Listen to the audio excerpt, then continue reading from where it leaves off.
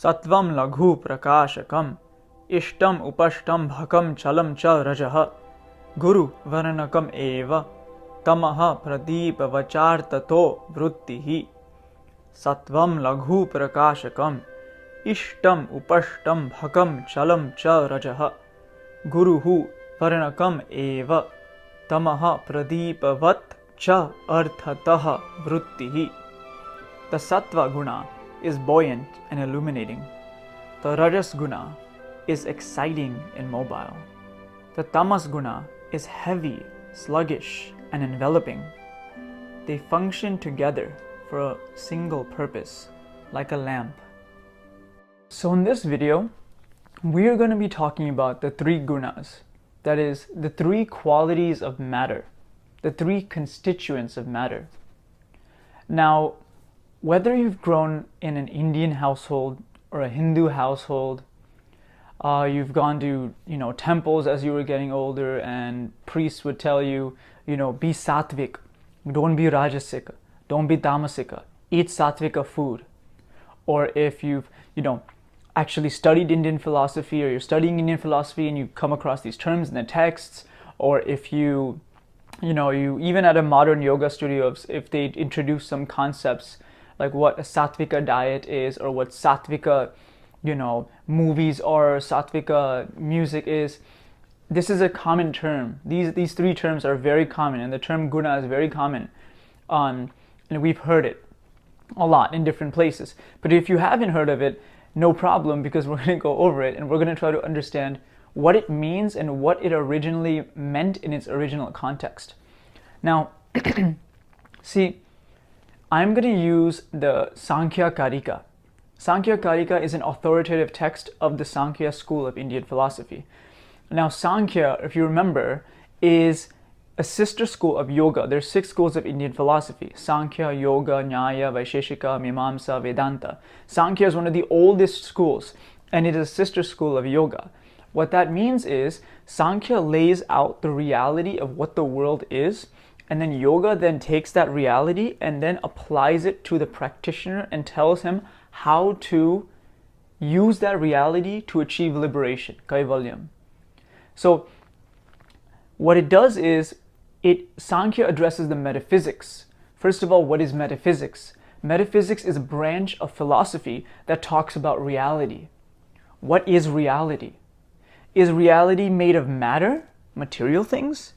Or is reality made of spirit? Is reality an illusion?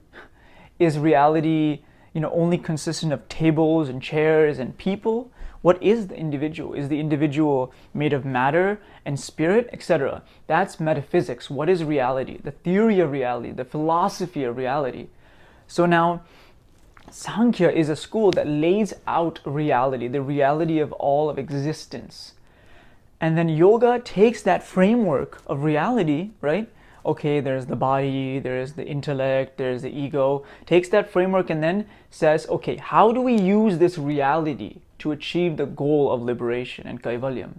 So that's why it's really important to understand the relation. So I'm going to be using the Karika, Samkhya Karika, in Karika 13. This text is probably around 0 to 500 CE. It's very old. And, this is one of the first instances where the three gunas, Karika 13, where the three gunas are laid out. So what are the three gunas? First thing is to understand what the three gunas make up in totality.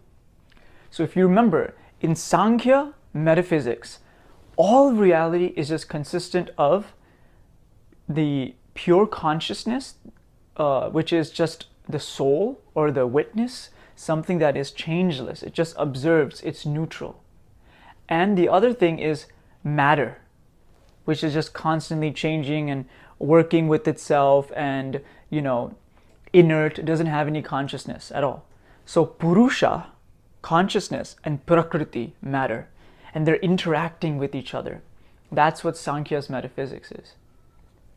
So Purusha, it's united. It's not in pieces. It's just like, the soul of the individual, the consciousness of the individual, right? And Prakriti is everything else. The physical mind, the body, the elements, the ego, the intellect. And the physical mind as well is part of Prakriti. Now, the thing is that all of Prakriti, all of material nature, my body, my physical mind, this chair, the table, the wall, the other person, is all composed of three constituent principles: Sattva, Rajas, and Tamas. Now, all of these three constituent principles are in flux. Sattva, Rajas, and Tamas. They're all competing with each other in different areas. So for example, like if a certain color, there's a spectrum of colors, right? Things like red, green, and yellow, or red, blue, something like that. There's three primary colors. I'll have to touch up on that. But every color has the three primary colors in different proportions in it. That's where you get an infinite amount of variations, or so many variations at the least. And in the same manner, Sattva, Rajas, and Tamas are in different variations of proportions. Sometimes Sattva is dominating, sometimes Rajas is dominating, sometimes Tamas is dominating. And so every object has a different dominance of something. So that's when you say that, oh, that person is Sattvika. That means that particular guna, that quality, exists in higher proportion in that person. So now that we know that all of material nature is composed of these three gunas, let's go over the three gunas. So we know that, first of all, it says Sattva is Laghu and Prakashakam. Sattvam Laghu Prakashakam. So what does that mean? Sattva is buoyant and illuminating. So what does it mean for something to be buoyant and illuminating? So first and foremost, when something is buoyant,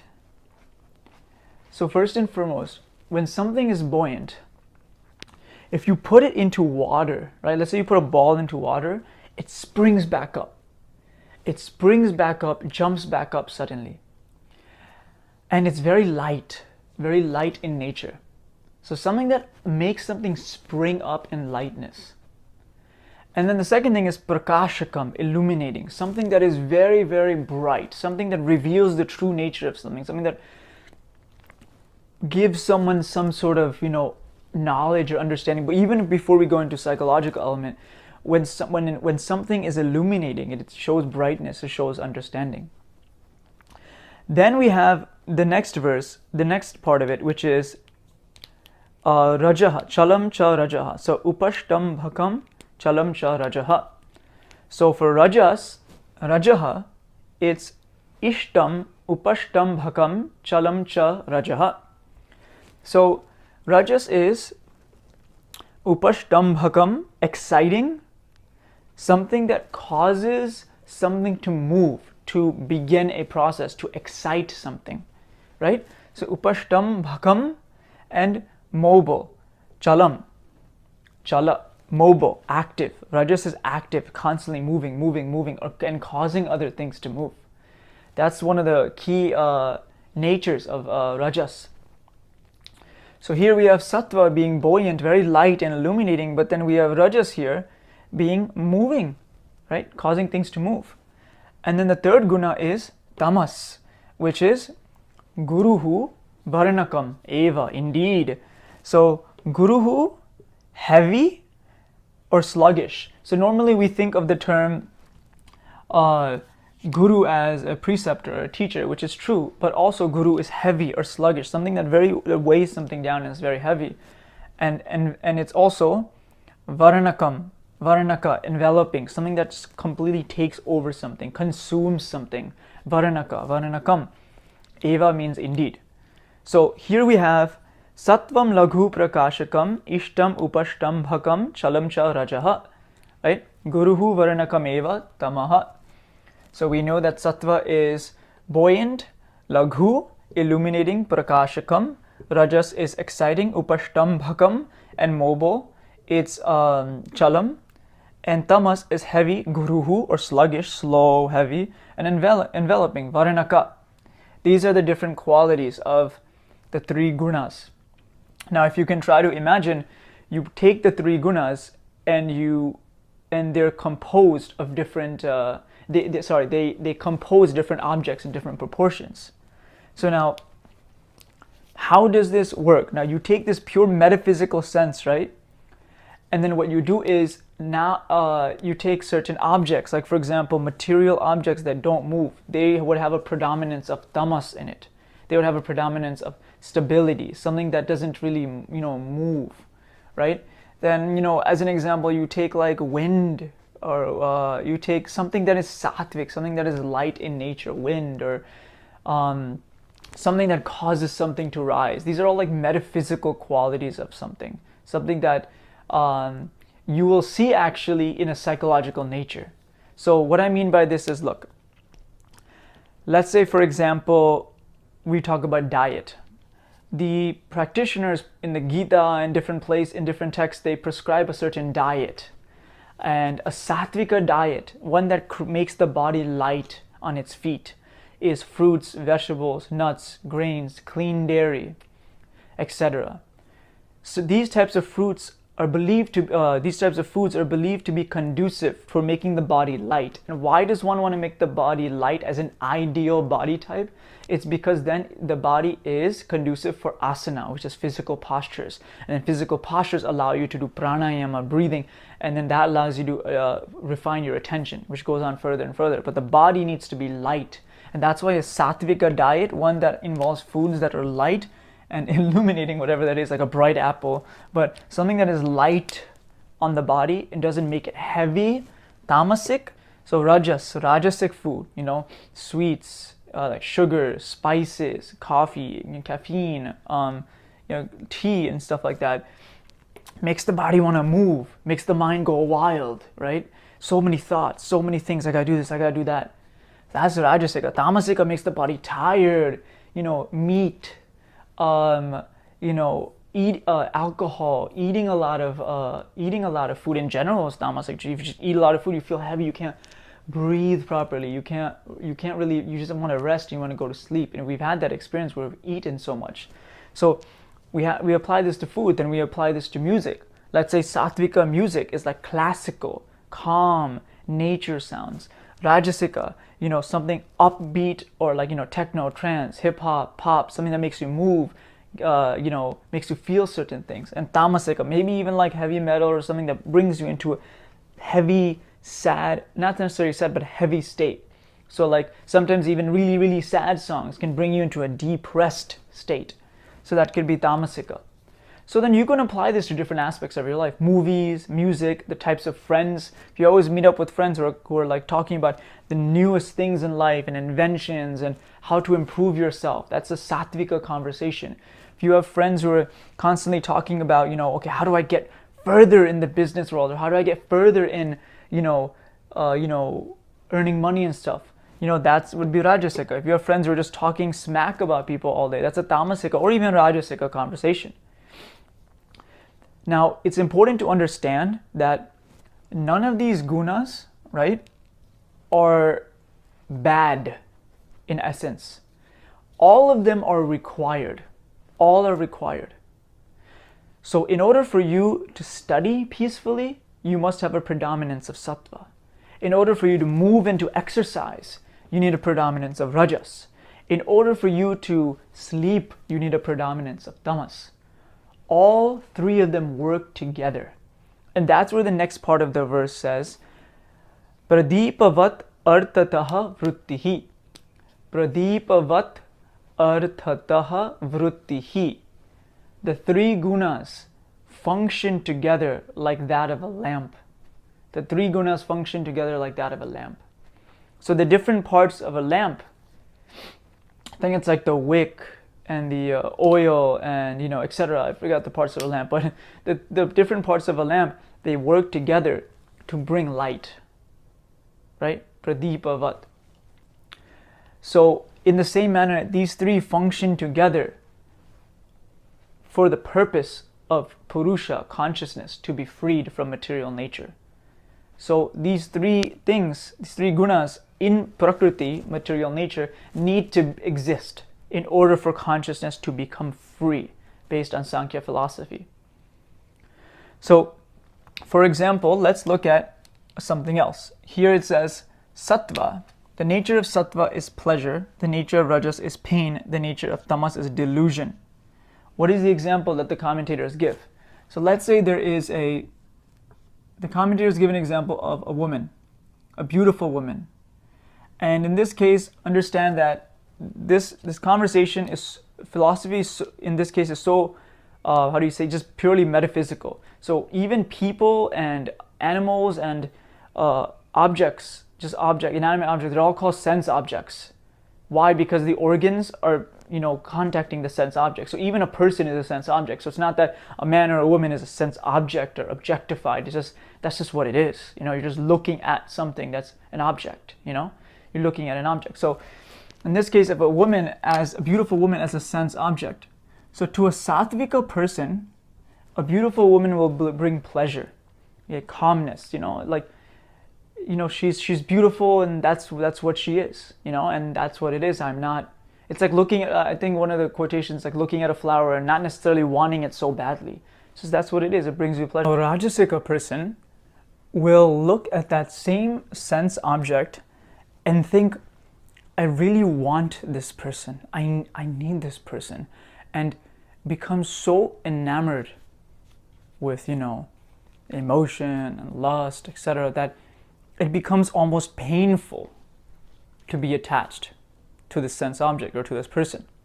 So the commentators give an example of how, a husband towards a beautiful wife, a sattvika husband towards a beautiful wife will feel pleasure. But the other wives that he has towards that same beautiful woman will feel jealousy. Because they're under rajas emotion. But the thing is, nowadays we don't have, many people, marrying, different women, right? Like many wives and stuff. So instead, what we'll do is we will give the example of someone who's just jealous, right? Someone who just, not just jealous, but someone who's very possessive and really, really wants that person. Besides that, then we'll go to the tamasika. The tamasika person to that beautiful woman will be under delusion, will feel completely deluded, like wants that person so badly, feels that they cannot live or be without that person, and then falls pretty much under delusion. Their mind gets like they're unable to see things as they are, and they feel like they're in their own reality, kind of, I would say. Commentators don't explain it that much, but the commentators just say that person who really, really, desires that beautiful woman can fall under delusion. And we've seen, there's stories and of wars and battles fought over the beauty of a woman, and also we see people like even a beauty of a man, beauty of a woman, etc. It doesn't matter. We see people who lose themselves over and consumed by these things. So the whole idea here is that one sense object can be treated differently by different people of a particular guna, a sattvika person, a rajasika person, tamasika person. But so there is that. And so we will continue to talk about the gunas further. There's so much more to talk about the gunas, the different qualities, how they interact with each other metaphysically. But for now, it's important to get a basic understanding of what the three gunas are, how they interact with each other, how they predominate, their different qualities, and how a single thing can be seen differently by people with different predominances of each guna. But also then comes the question of, well, then where does the idea go that does a single object have a particular nature in itself? Like, is an apple sattvika by nature, or is it that like how people of a certain constitution, do they eat it and then it affects them in that way? So I think it's both. I think that some objects are inherently sattvika or rajasika, tamasika. They cause certain things in people. For instance, if you take like techno music, right? Like, I don't imagine people meditating to techno music. I imagine that it's gonna evoke like a movement response in a person because of the beats per minute and how it is, right? So you don't imagine someone like having a dance off to classical music. So, or like peaceful nature music. You don't see people breaking it down on the dance floor to like nature sounds. So anyway, but we'll go over more concepts afterwards. But it's really important to understand the three gunas and how they really function. It's very, very interesting thing. A lot of people talk about it. A lot of practitioners, a lot of Hindus, the place where I've been raised, the different temples and places. They talk about the three gunas. People are constantly striving to become a certain guna and stuff. But it's very interesting how if this can be brought into a practice, you know, because psychology has the priming effect, where like if you watch like a certain movie before you do something, like if you watch a comedy movie before you do some activity, you'll feel more lighthearted. If you watch a horror movie or a violent movie, you'll feel more kind of aggressive. You've primed someone to express themselves in a certain way. So why would this not work? You know, if you're walking and you have a poster of like a spiritual person meditating versus like a poster of like a model, like wouldn't the first one evoke different emotions than the second one, respectively, you know? So we'll go over all these things. So for now, we'll leave it at that. We'll make a second part, and yeah. In addition to these terms, when referring to Sattva, Rajas, and Tamas, I also wanted to mention that the term ishtam, which means desire or is desired, is a term that is used to describe Rajas. And so not only is Rajas mobile and also exciting, it is also something that is related to desire. And we will go into this in the next video. But this is a very important key element to the nature of Rajas.